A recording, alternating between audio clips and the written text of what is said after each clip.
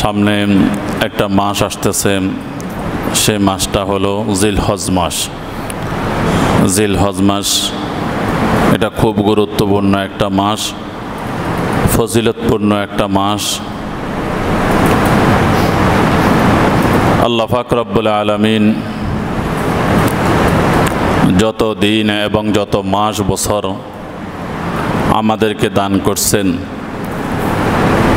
তার ভিতরে অনেকগুলা মাস আছে, অনেকগুলা দিন আছে, অনেকগুলা বছর আছে। যেই দিনগুলা, যে মাসগুলা খুবই গুরুত্বপূর্ণ। তো এই মাসের মধ্যে রমজান মাস খুবই গুরুত্বপূর্ণ একটা মাস। এরপরে জিলহজ মাস খুবই গুরুত্বপূর্ণ একটা মাস। তো এই জিলহজ মাস আমাদেরকে খুবই লক্ষ্য করতে হবে। দেখেন, মানুষের জীবন একটা সময় শেষ হয়ে যাবে, জীবন থাকবে না, মানুষ দুনিয়া থেকে চলে যেতে হবে। মানুষের সময়গুলোকে কাজে লাগাইতে হবে। সময় যদি আমরা কাজে না লাগাই, তাহলে আমাদের জীবনটা বরবাদ হয়ে যাবে, আমাদের জীবনটা নষ্ট হয়ে যাবে। তো এই জিলহজ মাস সামনে আসতেছে, আমাদের কিছু করণীয় আছে, কিছু কাজ আছে। জিলহজ মাসের প্রথম 10 দিন, এই 10 দিনের আমল আল্লাহ পাক রব্বুল আলামিনের নিকট অনেক গুরুত্বপূর্ণ। এটা আল্লাহ পাক রব্বুল আলামিন এই 10 দিন যে সমস্ত ব্যক্তিরা দোয়া করবে, যে সমস্ত ব্যক্তিরা আমল করবে, আল্লাহ পাক রব্বুল আলামিন তাদের আমলকে কবুল করে নিবে, তাদের দোয়াগুলোকে কবুল করে নিবে। এই কারণেই জিলহজ মাস, এই মাসে আল্লাহ পাক রব্বুল আলামিনের বিশাল একটা বিধান, সেটা হলো হজ পালন করা। আর একটা বড় বিধান, সেটা হলো কোরবানি করা। এই মাসটাতে আল্লাহ পাক রব্বুল আলামিন রেখে দিয়েছেন। আল্লাহ হাবিব রাসূল পাক সাল্লাল্লাহু আলাইহি সাল্লাম জীবনে কয়েকটা আমল কখনো ছাড়েননি।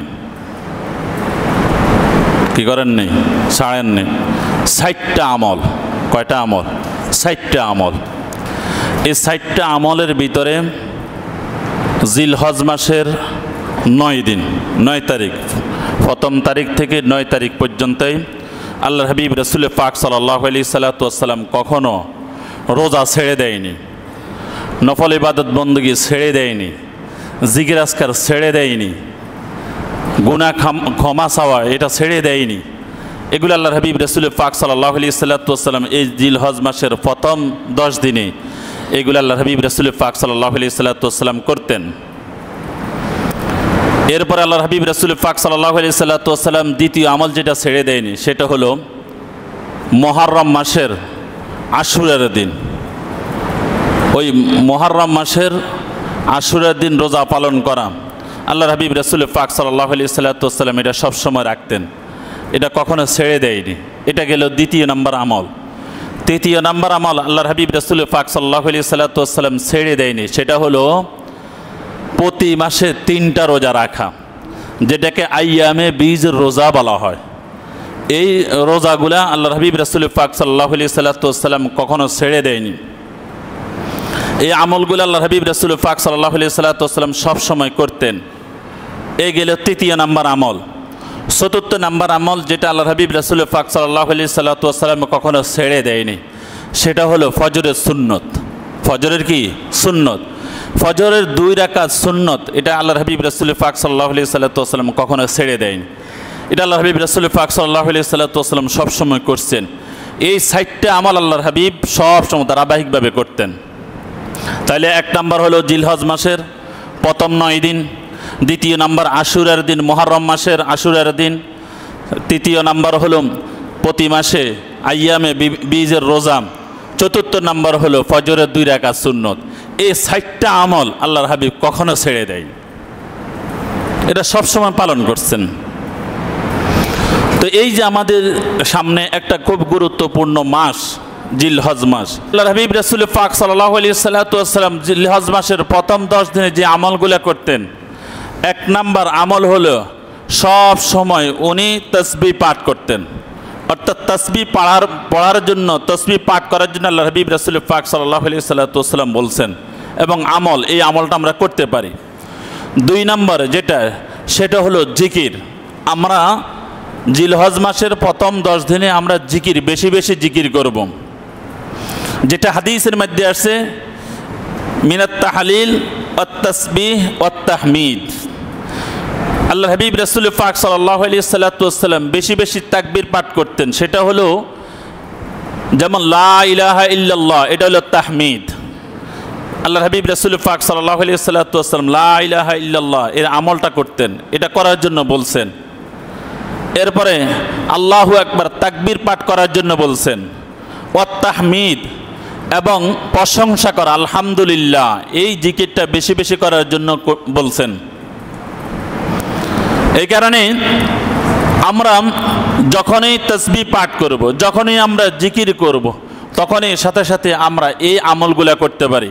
একটা হলো আমরা লা ইলাহা ইল্লাল্লাহর এই জিকিরটা বেশি বেশি করতে পারি, লা ইলাহা ইল্লাল্লাহর এই তাসবিহটা আমরা বেশি বেশি করতে পারি, আলহামদুলিল্লাহ এটা তাসবিহটা আমরা বেশি বেশি করতে পারি, এই জিকিরটা আমরা বেশি বেশি কি করতে পারি, আল্লাহু আকবার এটাও আমরা বেশি বেশি জিকির করতে পারি, তাসবিহ আমরা পাঠ করতে পারি। এগুলো আমরা বেশি বেশি করব। এটা আল্লাহর হাবিব রাসূল পাক সাল্লাল্লাহু আলাইহি ওয়াসাল্লাম এই সমস্ত জিকির, এই সমস্ত তাসবিহগুলো পাঠ করার জন্য বেশি বেশি বলছেন।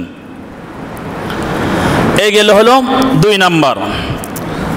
3 নাম্বার হলো জিলহজ মাসের 9 তারিখ, অর্থাৎ জিলহজ মাসের আগেই নখ, চুল, লোম, পশম, আমাদের যে সমস্ত লোমগুলা আছে বর্জনীয়, এগুলা কেটে ফেলে দেওয়া। চুল, নখ এগুলা আমরা জিলকদ মাসের মধ্যেই আমরা সম্পূর্ণ কেটে স্বয়ংসম্পূর্ণ করে নিব। জিলহজ মাসের প্রথম 10 দিনের ভিতরে আমরা এগুলাকে কর্তন করব না, কাটব না। এটা মুস্তাহাব পর্যায়ে আসছে, অর্থাৎ চুল না কাটা 10 দিনে, জিলহজ মাসের প্রথম 10 দিনে নখ না কাটা, চুল না কাটা, আমাদের বর্জনীয় যে সমস্ত লোমগুলো আছে ওইগুলা না কাটা। তাহলে আমরা যদি ওইগুলা ওই সময় না করি, তাহলে আমরা জিলহজ মাসের আগে, অর্থাৎ জিলকদ মাসের আমরা শেষ পর্যায়ে আমাদের যে সমস্ত জিনিসগুলো আছে এগুলো আমরা কেটে পরিপূর্ণ করে নিব, স্বয়ংসম্পূর্ণ করে নিব। কথা বুঝে আসছেনি? এগুলো হলো 3 নাম্বার।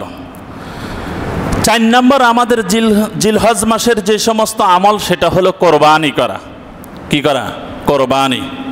এই একটা বিশাল আমল আছে, এটা আমরা কোরবানি করব। হ্যাঁ, এখন যারা কোরবানি করতে পারবে না তাদের জন্য কি কোনো আমল নাই? তাদের জন্য আমল আছে। আল্লাহর হাবিব রাসূল পাক সাল্লাল্লাহু আলাইহি ওয়াসাল্লাম বলছেন, যে সমস্ত ব্যক্তিরা কোরবানি দিবে না তাদের জন্য উচিত হবে যে 10 তারিখে তাদের নখ, চুল এবং যে সমস্ত বর্জনীয় যে সমস্ত পশমগুলো আছে এগুলা কেটে নেওয়া। এগুলা কি করা? কেটে নেওয়া। কথা বুঝে আসছেনি? এবং তাহারা ঈদের দিন, অর্থাৎ জিলহজ মাসের 10ম তারিখ, এই তারিখে ঈদের দিন বেশি বেশি আমল করা। বেশি বেশি কি করা? আমল করা। আমি সংক্ষেপে বলে যাইতেছি। এরপরে যে হলো 5 নম্বর যে আমল, সেটা হলো ঈদের দিন ব্যতীত বাকি 9 দিন রোজা রাখা। বাকি 9 দিন কি রাখা? রোজা রাখা।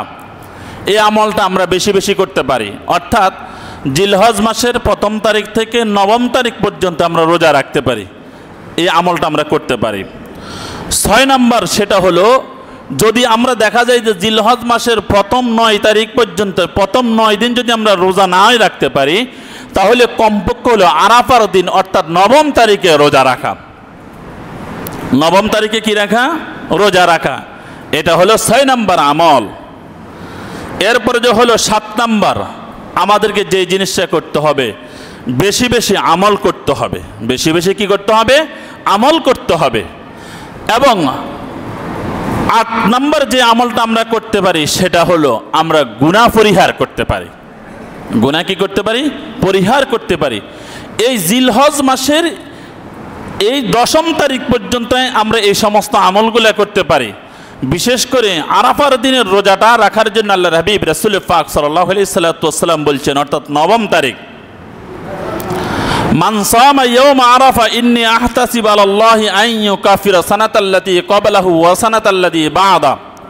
আল্লাহর হাবিব রাসূল পাক সাল্লাল্লাহু আলাইহি সাল্লাম বলছেন, আরাফার দিন যে সমস্ত ব্যক্তিরা রোজা রাখবে ওই সমস্ত ব্যক্তিদের আগের 1 বছর এবং পরবর্তী 1 বছরে অর্থাৎ 2 বছরের পাপ গুনাহ আল্লাহ পাক রব্বুল আলামিন ক্ষমা করে দিবে। সুবহানাল্লাহ। কোন দিন? আরাফার দিন। কোন দিন? আরাফার দিন। তাহলে আমরা আরাফার দিন কোন দিন হবে? সেটা হলো 9 তারিখ, 9 তারিখ। আরাফার দিন বলতে কি 9 তারিখ। এখন আরাফা একটা হলে এটা হলো পরিভাষা, 9 তারিখ এটাও একটা পরিভাষা, কিন্তু তারিখটা আসে হলো চন্দ্রমাস হিসাবে। আমাদের ভিতরে বিশেষ করে আমাদের বাংলাদেশের ভিতরে একটা জিনিস আমরা এটা জল্পনায় কল্পনায় থাকি যে আরাফার দিন বলতে কি যেই দিন আরাফার দিন ওইখানে হবে সেই দিনই কি আমরা রোজা রাখবো না আমাদের 9 তারিখে রোজা রাখবো?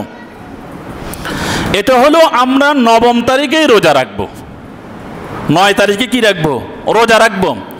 আরাফার দিন সেটা হলো হাজী সাহেব যারা আছে তাদের জন্য ওই দিন আরাফার ময়দানে অবস্থান করা, এটা তাদের একটা আমল। আরাফার ময়দানে অবস্থান করতেই হবে। হাজী সাহেব যারা, তারা যদি আরাফার ময়দানে অবস্থান না করে, সামান্য সময়ের জন্য যদি সেখানে না যায়, তাহলে তাদের হজ হবে না। আরাফার ময়দানে উপস্থিত হইতে হবে। এগুলো সামান্য সময়ের জন্য যদি হয় সেখানে কি করতে হবে? উপস্থিত হইতে হবে। আর রোজাটা সেটা আরাফার ময়দানের সাথে সম্পৃক্ত না, এটা হলো তারিখের সাথে সম্পৃক্ত। অর্থাৎ যদি আমরা মনে করি, আমাদের বাংলাদেশের মানুষ মনে করে আরাফার দিন রোজা রাখবে, কারণ হাদিসে ইয়াউমে আরাফার কথাটা আসছে, আরাফার দিন। এখন আরাফার দিন যদি আমরা মনে করি, তাহলে সেই ক্ষেত্রে কিন্তু যে সমস্ত ব্যক্তিরা হাজী সাহেব আরাফার ময়দানে উপস্থিত হবে তাদের জন্য কিন্তু রোজা রাখা কোনো এরকম কিন্তু আমল কিন্তু ধর্তব্য না, এটা ওয়াজিবও না, এটা ফরজও না, এটা মুস্তাহাব পর্যায়ে না। অথচ আল্লাহর হাবিব রাসূল পাক সাল্লাল্লাহু আলাইহি সাল্লামের আমল থেকে এবং সাহাবায়ে কেরামদের আমল থেকে আমরা যেটা পাই সেটা হলো যারা আরাফার ময়দানে উপস্থিত হবে হাজী সাহেবেরা, তাদের জন্য মুস্তাহাব হলো ওই দিন রোজা না রাখা।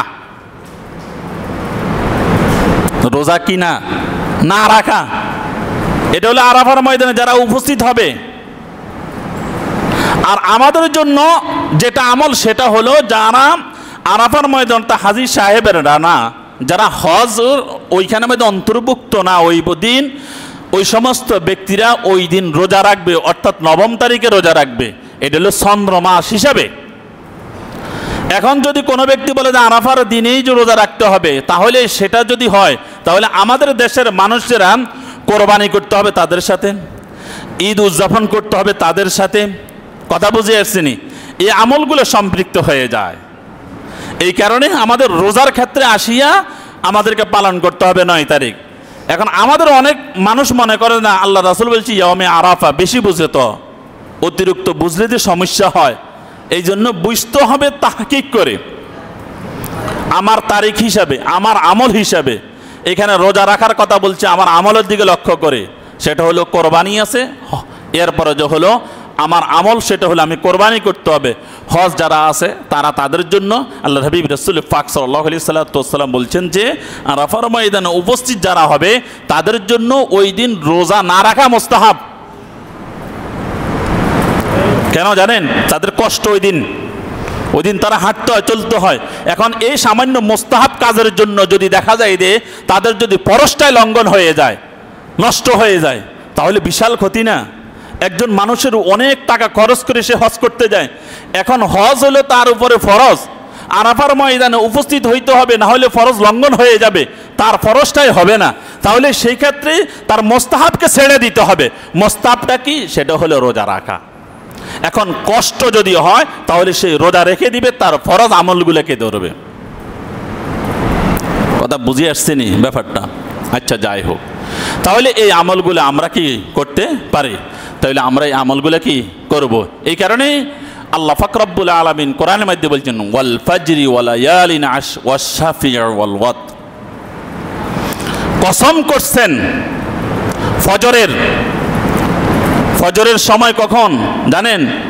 সেটা হলো এই জিলহজ মাসের 10ম তারিখের একেবারে ভোরবেলার শপথ করছেন আল্লাহ পাক রব্বুল আলামিন। ওয়ালায়ালিন আশ, 10 রাত্রির কসম করছেন। এই 10 রাত্রি দ্বারা মুফাসসিরিনে কেরাম বলছেন সেটা হলো জিলহজ মাসের 10ম, মানে প্রথম 10 রাত্র, প্রথম 10 রাত্র, জিলহজ মাসের প্রথম 10 রাত্র। ওয়াল বিতির দ্বারা এখানে মধ্যে বেজোড় সংখ্যাটা বুঝাইছেন আল্লাহ পাক রব্বুল আলামিন, সেটা হলো আরাফার দিন 9 তারিখের কথা। 9 তারিখের কথাটা বলছেন, কথা বুঝে আসছেনি? তো এই আল্লাহ পাক রব্বুল আলামিন এইভাবে কসম করছেন। তো এই কারণে আমরা প্রথম জিলহজ মাসের প্রথম 10 দিন এটার আমরা কি দিব? গুরুত্ব দিব। যাই হোক, আমাদের আলোচনা চলতেছিল সেটা হলো গত 3 সপ্তাহের আগের সপ্তাহে আমি একটা আলোচনা করছিলাম, সেটা হলো হজের সংক্রান্ত বিষয় নিয়ে এবং কাবার বিষয়টা নিয়ে। এই কাবার সংস্কার করছে কে ধারাবাহিকভাবে আমি সেইখানে আলোচনা করছিলাম, মনে হয় 4 না 5 নাম্বার পর্যন্ত যারা সংস্কার করছেন। এরপরে মধ্যবর্তীতে অনেক সম্প্রদায়ওয়ালারা কাবা সংস্কার করছেন। এরপরে ইব্রাহিম আলাইহিসসালাম কাবা সংস্কার করছেন। এই সংস্কার করতে গিয়ে ইব্রাহিম আলাইহিসসালাম অনেকগুলা দোয়া করছেন। অনেকগুলা কি করছেন? দোয়া করছেন। সমস্ত দোয়া আল্লাহ পাক রব্বুল আলামিন ইব্রাহিম আলাইহিসসালামের দোয়াগুলাকে কবুল করে নিয়েছেন। কি করছেন? কবুল করে নিয়েছেন। তো এই ইব্রাহিম আলাইহিসসালাম আর ইসমাইল আলাইহিসসালাম যখন কাবা নির্মাণ করে, তখন ইব্রাহিম আলাইহিসসালাম ইসমাইল আলাইহিসসালামকে বলছে, পিতা পুত্রকে বলছে তুমি একটা পাথর নিয়ে আসো। এখন পাথর আনতে গিয়ে ইসমাইল আলাইহিসসালাম একটা পাথর নিয়ে আসছে। তো পাথর আনার পরে ইব্রাহিম আলাইহিসসালাম দেখলো না এই পাথরটা। তো উনি পরবর্তীতে ইসমাইল আলাইহিসসালামকে বলছে তুমি এখানে থাকো, এখানে কি থাকো। তখনই ইব্রাহিম আলাইহিসসালাম ইসমাইল আলাইহিসসালামকে কাবা ঘরের পাশে রেখেই ইব্রাহিম আলাইহিসসালাম একটু গেলেন দূরে, গিয়ে একটা সাদা পাথর আনছেন। এই পাথরটা সেটা হলো হজরে আসওয়াদ। হজরে কি? আসওয়াদ। এই পাথরটা ইব্রাহিম আলাইহিসসালাম নিয়ে আসছে। তো ইব্রাহিম আলাইহিসসালাম ইসমাইল আলাইহিসসালামকে যে পাথর আনার জন্য বলছে, সেই পাথরটা হলো মাকাম ইব্রাহিম। এখন যে মাকাম ইব্রাহিমের যে চিহ্নটা, অর্থাৎ ইব্রাহিম আলাইহিসসালাম যে জায়গায় দাঁড়িয়ে, যে পাথরটার মধ্যে দাঁড়িয়ে উনি কাবা ঘর নির্মাণ করছেন, সংস্কার করছেন, এই পাথরটা ওইখানেই আছে। আপনারা দেখবেন যেটা আমরা 2 রাকাত নামাজ পড়ি, অর্থাৎ তোয়াফ শেষ করার পরে ওইখানের মধ্যে আমরা কি করি? 2 রাকাত নামাজ আদায় করি। সেটা হলো মাকাম ইব্রাহিম, অর্থাৎ মাকাম ইব্রাহিমের এই চত্বরের জায়গাটাতে। এরপরে ইব্রাহিম আলাইহিসসালাম যখন কাবা নির্মাণ করলেন, নির্মাণ করার পরে আবার ইব্রাহিম আলাইহিসসালাম ইসমাইল আলাইহিসসালামকে বলছেন তুমি এখানে বসো। ইব্রাহিম আলাইহিসসালাম পরে একটা পাথর নিয়ে আসছেন, সেই পাথরটা ছিল হজরে আসওয়াদ। তখন ইসমাইল আলাইহিসসালাম ইব্রাহিম আলাইহিসসালামকে জিজ্ঞাসা করছে, হে আমার সম্মানিত পিতা, এই পাথরটা আপনি কোথা থেকে আনলেন? ইব্রাহিম আলাইহিসসালাম ইসমাইল আলাইহিসসালামকে বলছে, এটা আল্লাহ পাক রব্বুল আলামিন এটা স্বয়ং এই পাথরটা জান্নাত থেকে পাঠিয়ে দিয়েছে, আর আল্লাহ পাক রব্বুল আলামিন আমাকে হুকুম দিয়েছে এই পাথরটা যাতে করে আমি এখানে রেখে দিই, এখানে কি করি? রেখে দিই। আর এই পাথরটা একেবারে মুহাদ্দিসিনে কেরাম লিখছেন যে এই পাথরটা একবার দুধের থেকেও আরো বেশি সাদা ছিল। আরো বেশি কি ছিল? সাদা ছিল। যার কারণে ইসমাইল আলাইহিসসালাম দেখেই এটা চিনতে পারলেন যে এই ধরনের পাথর তো আমি কখনো দেখি না। ইব্রাহিম আলাইহিসসালাম বলছে আমি এই পাথর আর কখনো দেখি না, এই ধরনের পাথর। এই পাথরটা আল্লাহ পাক রব্বুল আলামিন এই উম্মতে মুহাম্মাদির জন্য দান করে দিয়েছে। যে সমস্ত ব্যক্তিরা হজ করতে গিয়ে এবং উমরা করতে গিয়ে বাইতুল্লাহ তোয়াফ করতে গিয়ে হজরে আসওয়াদের মধ্যে সুমা দিবে, ওই সমস্ত ব্যক্তিদের জীবনের সমস্ত গুনাহগাত আল্লাহ পাক রব্বুল আলামিন ক্ষমা করে দিবে। কি করে দিবে? ক্ষমা করে দিবে। এটা এখন কালো দেখা যাইতেছে, এটার ভিতরে অনেক বিশাল একটা হিস্টোরি আছে। যে পাথরটা এখন কেন কালো হয়েছে এটা বলতে গেলে আমার অনেক সময় লাগবে। ওইদিকে আমি যাইতেছি না। যাই হোক, এই পাথরটা দিয়েছেন। এরপরে যে হলো এই কাবার কিন্তু চত্বরটা ছিল হলো কোন জায়গায় জানেন? হাতিম আছে না, হাতিম, হাতিমের যে জায়গাটা, এটাও কাবার অন্তর্ভুক্ত। এটা হলো এই জায়গাটা যখন বৈধ অর্থ ছিল না, বৈধ অর্থ ছিল না কাবা নির্মাণ করার ক্ষেত্রে। এখন যে কাবাটা আছে, এই কাবাটা নির্মাণ করার পরে চাইছিল ওই জায়গাটাও কাবার ভিতরে অন্তর্ভুক্ত করবে। বৈধ অর্থ না থাকার কারণে পরবর্তীতে ওই জায়গাটা খালি ছিল। কি ছিল? খালি ছিল। এই খালি থাকার কারণে পরবর্তীতে আল্লাহ পাক রব্বুল আলামিন এই জায়গাটাকে কাবার ভিতরে ডাইরেক্ট অন্তর্ভুক্ত না করে এটা উম্মতে মুহাম্মাদিয়ার জন্য কাবার একটা জায়গাটা আলাদা আল্লাহ পাক রব্বুল আলামিন রেখে দিয়েছেন। যে জিনিসটা হাতিমের ভিতরে যে সমস্ত ব্যক্তিরা নামাজ পড়বে তারা কাবার ভিতরে নামাজ পড়লো, আর যে সমস্ত ব্যক্তিরা হাতিমের ভিতরে নামাজ পড়লো, কাবার ভিতরে নামাজ পড়লো, তাদের নামাজটা স্বয়ং আল্লাহ পাক রব্বুল আলামিন সরাসরি কবুল করে নেবে। যার কারণে এই উম্মতে মুহাম্মাদের জন্য আল্লাহ পাক রব্বুল আলামিন হেকমতে সমস্ত কিছু রেখে দিয়েছেন। ইব্রাহিম আলাইহিস সালাতু ওয়াস সালামের সমস্ত নজিরগুলো আপনি দেখেন, এখন হজের ক্ষেত্রে যত কিছু আছে সমস্ত কিছু ইব্রাহিম আলাইহিস সালাতু ওয়াস সালাম আর ইসমাঈল আলাইহিস সালাতু ওয়াস সালামের। আরাফার ময়দানে অবস্থান হওয়া, মিনা মুজদালিফায় আসাম, কোরবানি করাম, শয়তানকে পাথর নিক্ষেপ করাম, তোয়াফ করাম, সমস্ত কিছু সব ইব্রাহিম আলাইহিস সালাতু ওয়াস সালাম। সাফা মারা, সাই করা, এগুলো যদি আমি ব্যাখ্যা বিশ্লেষণ করতে অনেক সময় লাগবে।